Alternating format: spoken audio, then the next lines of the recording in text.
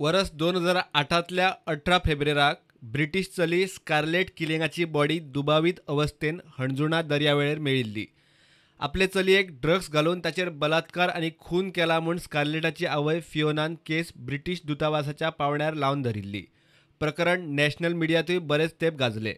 सीबीआयन चवकशे उपरांत आरोपी सॅमसन डिसोजा आनी प्लासिदो कार्दोस स्कारलेटाच्या मरणाक जबाबदार धरले, मात तो खून म्हणपाचो आरोप केल्लो ना.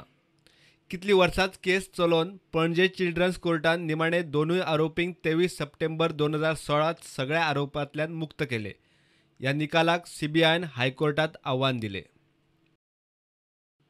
एक वर्स जाले ही केस कितलेशेच फावट निर्णायक सुनावणे खातीर हायकोर्टात येता, मात सीबीआयचो वकील येना जाल्ल्यान हायकोर्टाक परत केस फुडें धुकलची पडटा. आतां परत निर्णायक सुनावणेक म्हूण कोर्टान 10 एप्रिलाक तारीख दवरल्या. हे फावट केस आनीक फुडें धुकलचे ना म्हूण हायकोर्टान स्पश्ट केला. प्रुडंटा खातीर सिनियर रिपोर्टर मुकेश कुमार.